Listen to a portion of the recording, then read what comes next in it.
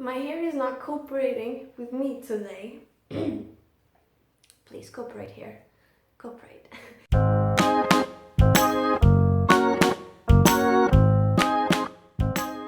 Anyway, okay, so for my next question is it expensive to live in Korea? Guys, you want me to be honest? Yes, it's expensive. It's pretty expensive. Me, as you know, I come from Portugal and I'm used to the euros, the currency, and most universities here, even though they are considered cheap for example, American students, they are actually expensive for us, mostly of us European students. Because as you know, in Europe, you either study for free. There are some countries that they pay you to study, or in Portugal, for example, the fee is not that high. Even if you go to a private university, sure, the private university is a bit more expensive, but it's still a bit more manageable. I personally find that housing prices are ridiculously expensive because you need to pay for the rent, obviously, and the rent is usually already high because, as you know, Seoul is a big city with a lot of people and everything is a little bit more crowded, so obviously you're not going to be able to find a good flat or apartment for the price you might find in your area. So flats and apartments are something that even rich people like dream to have sometimes. So getting a small room might cost you some money. Be ready for the deposit. And I know that, again, when I was talking about the scholarship, some scholarships are gonna provide you the dorm, which is already really good in most of the cases. The dorm I was in was really good. But if you stay with the scholarship, you stay in the dorm, that's great. But if you move out and you do not have a scholarship, then finding a house might be a bit more complicated. And you have to be very lucky, or you have to search a lot before you take any actions, and be ready for the prices. They are kind of expensive indeed. Now, for example, food and other kind of services. I personally think that Korea is a bit more convenient. For example, transportation is really good, one of the best.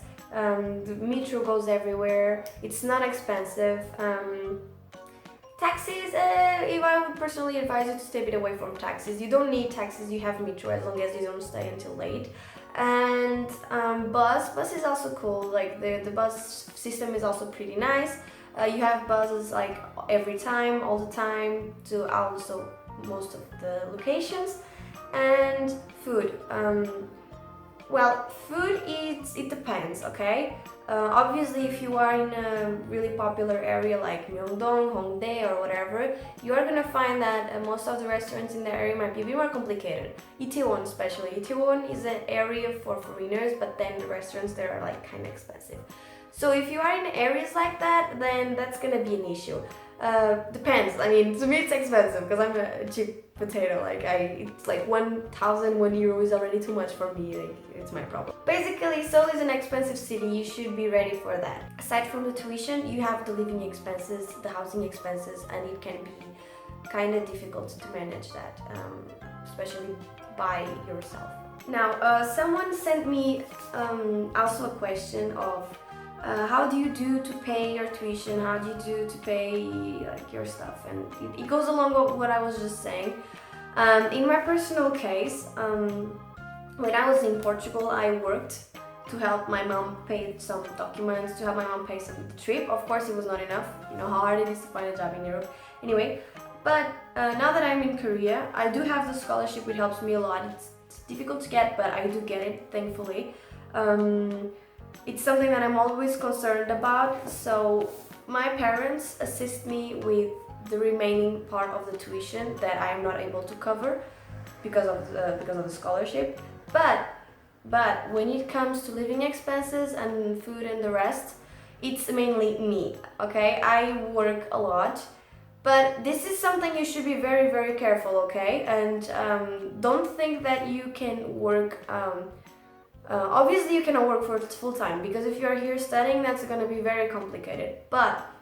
And you also have a lot of visa limits, because as a student you will have the D2 visa, right? So with the student visa, you are not allowed to work full time, obviously. You are not allowed to work more than a certain number of hours per week, okay? And that should be all respected. During the first 6 months of your visa term, If you guys want, like, you can ask me. I would love to make a video about this because this is very important. A lot of people don't know, I didn't know, and there are not much information for you, like guidelines that you should be aware of. And that in the beginning, in the first few months, I was really scared because I was always afraid of making mistakes. I didn't know what my visa was capable of, and I can make a video on that solely, so let me know if you want to know. But anyway, you guys will be a bit limited, quite limited actually on the visa type, especially if you're a student, because obviously if you're in Korea you should study and not work, right? But the university, for example, and the immigration office can give you some work permits. For example, I have a few work permits that allow me to work under a few hours. It cannot have like be an extensive work like almost every day of the week. Like you cannot do stuff like that. You will need to be very smart, manage what you're doing, and take on jobs and part-times only that will be able to stay within the conditions that you are given by the immigration office. In the beginning that was a bit complicated for me. Now I'm able to manage my own time. I'm actually quite busy with my classes and then with the work that I have, but I am able to do it all, and I believe that you guys, even if you really want it, you will be able to find a solution. But obviously the best thing you can do, and if you can, but I received a message from a few people saying that it was not possible for them if your parents support you. Now I know that it's not easy. It's like not all of us are rich. Unfortunately, we should, right, guys? We should be rich, dang it. But no, a lot of people like me, for example, they cannot rely on their parents. But if my parents could trust me, they are the best people in the world. They would help me a lot. But again, I cannot give them that burden because they have already done so much for me. So at least since I decided to take this step and I decided to go so out of my comfort zone, to study here and to follow the field that I want to, I cannot and I should not be giving them that pressure to like, now you have to support me. So for that reason alone, I decided that like if they can help me out with the tuition, that's great. But other than that, I cannot bother them because I don't have a rich family, and I want to be able to manage my own things, my own life, and I want to be someone that I would be proud of in the future, okay? So you guys, if you really want, you can do that. But again, there are a lot of things to have into consideration, and what is working for me might not be the same for you, okay? So you guys, before you come, please prepare yourselves. Please know what you can do, because I don't want to be giving out tips and giving you a lot of hope and then it's completely the opposite, okay? Each case is different, okay? And so you guys will have to follow your own path and see if it's gonna work for you. Whether it's intuition, whether it's in supporting yourself, whether it's having someone support you and such. Just another tip that I give you guys, and I hope nobody takes this very personally, or I hope this is not offensive to anyone, because I love you all and I'm saying this as a friend. If you only want to come to Korea, and if your only interest for coming to Korea is based on your like your love for K-pop or K-drama solely, like only, then I would advise you guys not doing that. The reason why I'm saying this is that a lot of people come here with the hope that they will see celebrities everywhere, life is gonna be fun just like in the K-dramas, and you know, this and that, and oh look, like Hallyu culture and everything. But no, it's not like that.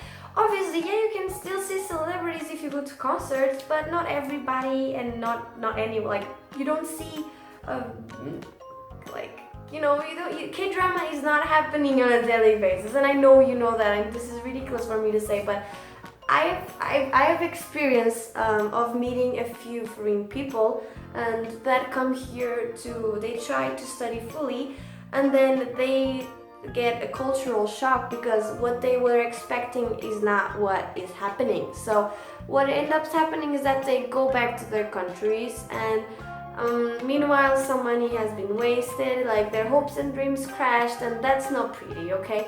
So don't base your moving and making an important decision like that of studying or living in another country if you are not sure that you are ready to deal with a big cultural change and if you are not ready to maybe have the imagination of a certain place destroyed by that, okay? I don't want you guys to go through that. The reason why I came to Korea, as I told you, that I was really fascinated with the Asian culture, history and everything. If I came here only because of K-pop, I would be very disappointed, okay? You have to be careful because once you get into university here, some or most of your classes are going to be in Korean, okay?